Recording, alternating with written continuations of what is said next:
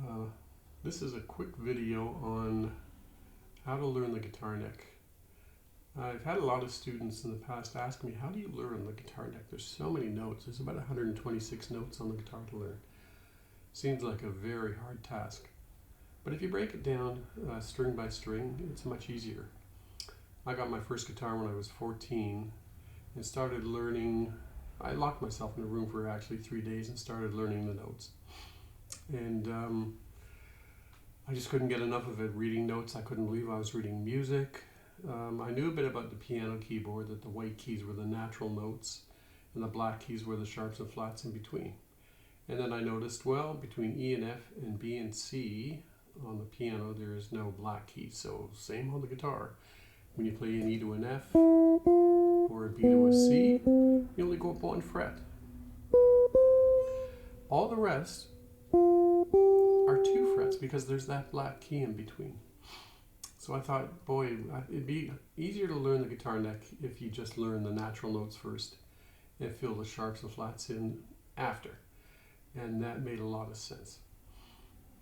So I've come up with this method that I think you might find interesting. It's how to learn the guitar neck one string at a time. And if you take about a week per string and spend a good week on a string and really learn the notes, really get them in your mind so that you can see them on the page and you can play them and hear them, then if you do that 6 times, you'll have the whole guitar neck learned pretty well, and then it's just practicing it. But there are a few tricks that I'm going to give you in this video on the first string. So we'll start with the first string, and the first fret is the first position on the guitar. You can cover 4 frets from the first fret, 1, 2, 3, 4. So the next position is 5, 5, 6, 7, 8, and the next position is 9, 10, 11, 12. So 9th position, 5th position, and 1st position. I found when you learn the guitar this way, it makes a big difference on approaching the entire guitar neck. Very, very different. It's like going vertically up a string instead of, most people learn horizontally, they play the notes across the neck. It's a lot easier to learn if you do it one string at a time going up the neck. So, and if you have a piece of staff paper, I'd recommend writing these notes out. Like, for instance, E is the 4th space on the treble clef. So if you do a circle on the 4th space, you've got your first note E, then F is the 5th line, and then G is above the 5th line. So E, F, G, and you keep going up from there using ledger lines, right up to high E. So the first 3 notes you learn on the guitar are E, F, G. Now the trick here is that you want to slide to the 5th fret and play A, B, C. So A is 5th fret, B is 7th fret, C is 8th fret. It's using your 1st finger, your 3rd finger, and your 4th finger. Now the next trick is you slide your 1st finger to the 9th fret, but you play D at the 10th fret with your 2nd finger, and E at the 12th fret with your 4th finger. And there's your 8 notes on the first string. Simple, seems very simple, but it's a lot harder than it looks because you have to teach your ear to hear these notes. So I'm going to play E, F, G, slide, A, B, C, D, E. And whatever goes up has to come down. E, D, C, B, A, G, F, E. And the best thing to do when you're learning the guitar neck is to not look at the guitar neck. It's one of the best secrets I found. You want to hear the note. You don't want to use your eyes to tell you, oh, am I playing the right note? You want to hear it. What if you miss a note? Your ear will tell you. You have to trust your ear to tell you if you play a wrong note. So it's E, F, G, A, B, C, D, E. And going backwards, E, D, C, B, A, G, F, E. see how my hand goes from first position to fifth position to ninth position. When I'm in the ninth position, here's another trick. When you play E and D, I slide my first finger down to the fifth fret and put down 1, 3, and 4. That's how you play C. Then B, A, slide my first finger down, G, F, E. So this first finger becomes what's called a guide finger.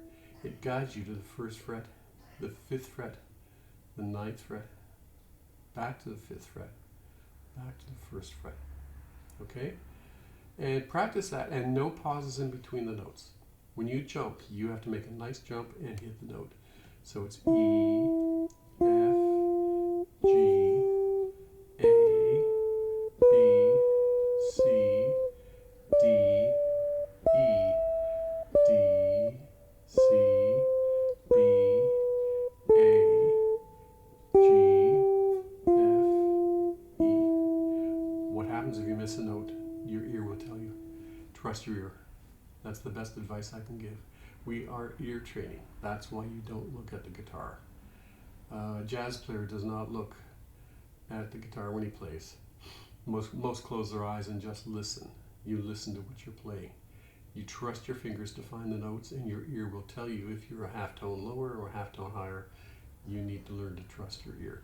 I studied classical guitar for over 20 years and was learning jazz in between, and became a jazz guitarist. But in my concerts I've done both classical guitar and jazz guitar and played with some of the greatest guitar players in the world. I was very fortunate. But this learning the guitar neck was really, really important, and that's why I'd recommend spending a week, at least a week, on the first string. In the next lesson, we'll go on and learn the second string and then the third string. But after that, it changes. I'm going to show you how to approach playing across the guitar neck. But for now, the most important thing is just to get the notes down on the first string. Don't worry about the sharps and flats. We can fill them in later. Okay? We know there's an F sharp and a G flat in between F and G. It gets its sharp name from the note below, F sharp, and its flat name from the note above, G flat. That's the black key on the piano we talked about. But we're not going to worry about those. We'll fill them in later.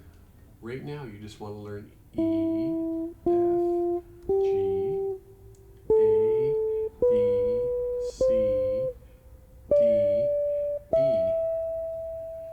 E, D, C, B, A, G, F, E.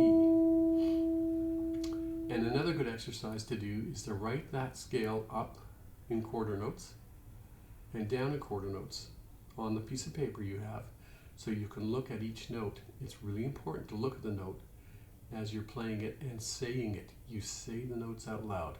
You won't learn it like this. Nothing's happening. See? Nothing's happening. You have to go E, F, G, A, B, C, and be looking at the note as you're playing it. The eye needs to see the note, the ear needs to hear the note. Then on your piece of paper, write out the scale again from E up to high E, which is 3 ledger lines up, and back down to E, but put an open E in between each note. So that's going to sound like this.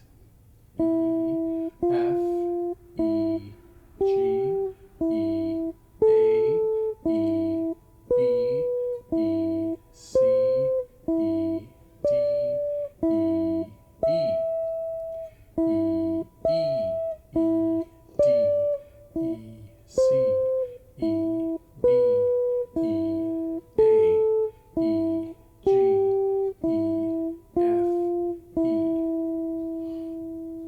That lets you look at each note individually as you're going up the scale. Really good practice. And I don't know if you notice, but when I do F and then I do G, I hold down 1 and 3. Lock the hand, always that first finger down. E, A, E, B, 1 and 3. E, C, 1, 3, and 4. E, D has 1 and 2. And E, E, 2 and 4. That really teaches you the fingering. That's the fingers I want you to use for now. And later on, it doesn't matter what finger you play the note with, you'll know the note. But once you learn the guitar neck, that's the main thing. You have to learn the neck first. I hope it helps you. Please hit subscribe and the notification button to follow my videos, which will be coming on the rest of the guitar neck and some beautiful chords and chord substitutions. All right? Thanks for watching. Have a great day.